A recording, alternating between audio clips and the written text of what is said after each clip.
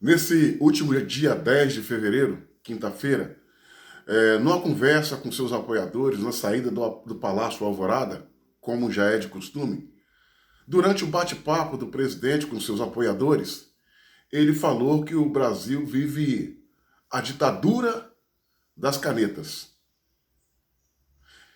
E falou que, em breve, no decorrer desses próximos dias, alguma coisa vai acontecer para para salvar o Brasil. E ele falou mais: eu acredito em Deus. Essa fala do presidente Bolsonaro mexeu com o imaginário das pessoas, provocou a curiosidade de todas as classes, ao ponto de alguns amigos insistirem para que eu faça um vídeo sobre o assunto tentando decifrar a fala do presidente. Só que isso é praticamente impossível entender aonde o presidente quer chegar com essa frase. É bem verdade que ela é direcionada de uma forma indireta ao Supremo Tribunal Federal, STF, que há muito instalou no Brasil uma ditadura de togas, a ditadura do judiciário, intervindo nos demais poderes, não deixando o presidente trabalhar para o bem do Brasil e dos brasileiros. Mesmo porque o Supremo Tribunal Federal, que era para ser uma corte de justiça com a finalidade de ser guardiã da Constituição, se transformou de uma maneira desgraçada e pobre em um partido político. O maior partido político de oposição, a abarcar no seu seio esses partidecos como PC, PSOL, Rede, PT, PDT, Cidadania, esses partidos de oposição não ao presidente, são partidos de oposição ao Brasil.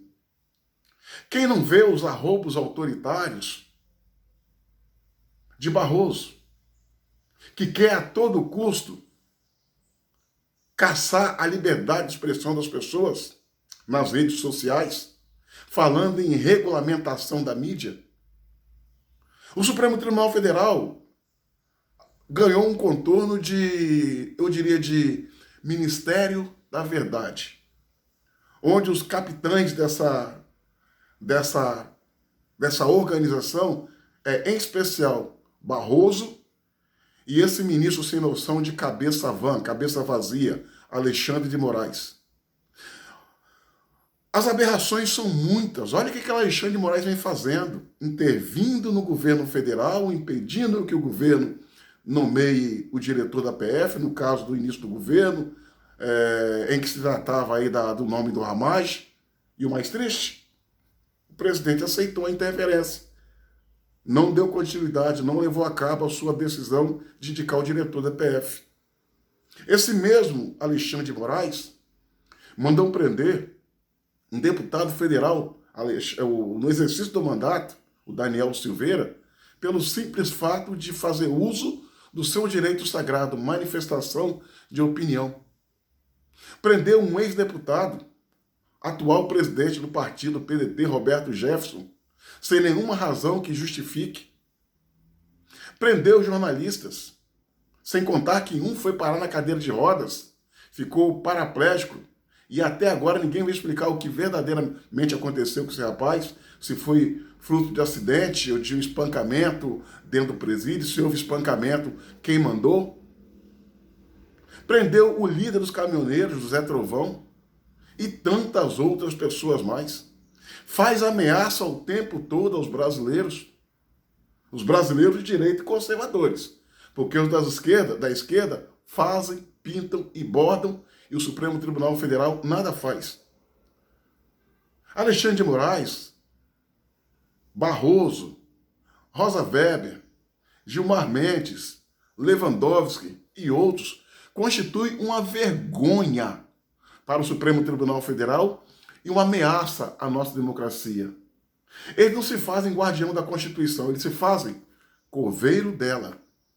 E essa fala do presidente nos leva a ideia de que ele leva a ideia, não é que a gente acredita nessa possibilidade, que essa mensagem é para o Supremo Tribunal Federal, que ele vai Se fosse em outros tempos, eu acreditaria que ele estava mandando essa mensagem para o Supremo e queria fazer uso do artigo 142 da Constituição, que lhe permite legalmente, constitucionalmente, usar desse artigo para mobilizar uma intervenção no STF.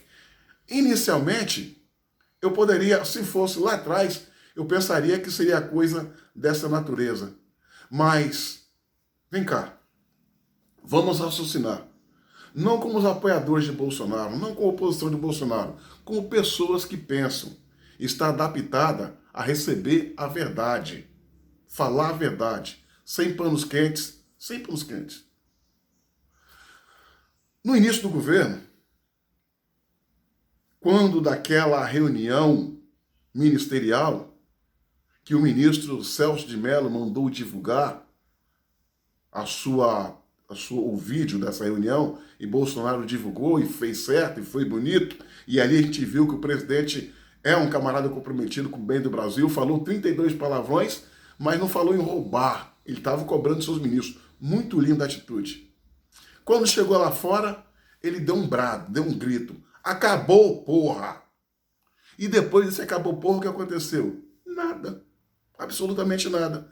A sacanagem do Supremo Tribunal Federal continuou, em maior intensidade. Um aliado próximo de Bolsonaro, o deputado federal Hélio Negão, botou nas suas redes sociais uma escritazinha que tinha o seguinte teor: tic-tac, tic-tac, tic-tac. Isso nos remete uma contagem de tempo para uma coisa que vai acontecer. E nada aconteceu. O tic-tac do Hélio Negão deu em nada. No dia 7 de setembro, o presidente falou que sabia onde estava o câncer, que tinha como curar, e as pessoas, milhões e milhões delas, acreditando que o presidente fosse tomar uma atitude em cima das manifestações de rua, foram aos milhões, jamais visto.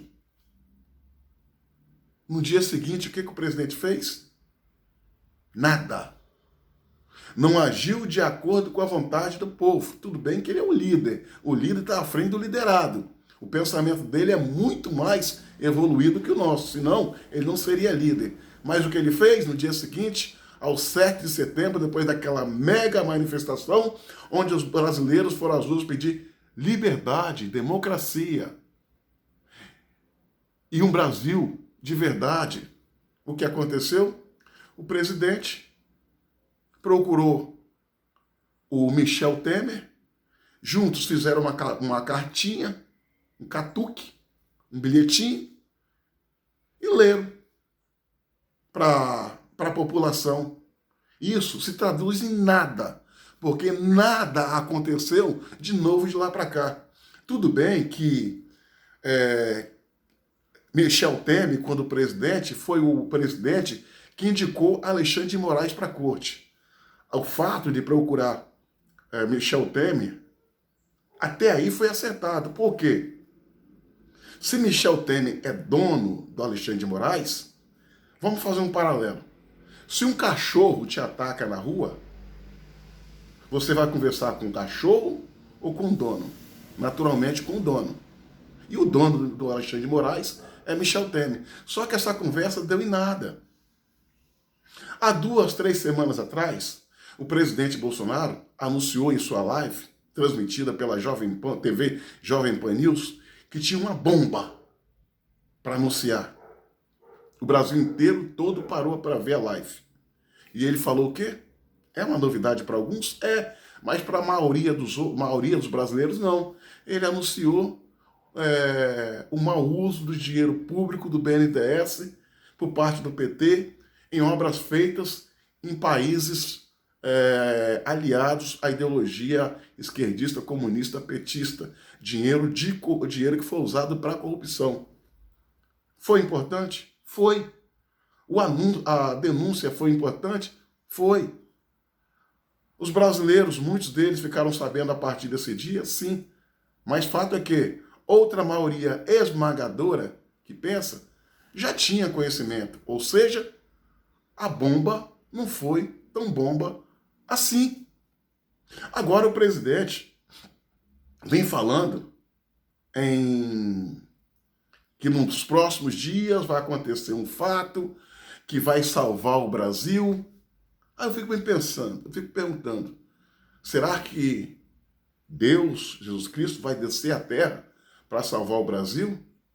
Será que ele vai usar do artigo 142 para dar um freio de arrumação sobre a luz da Constituição e da democracia nesse caravançará, nessa horda em que se transformou o Supremo Tribunal Federal? Num puxadinho do PT?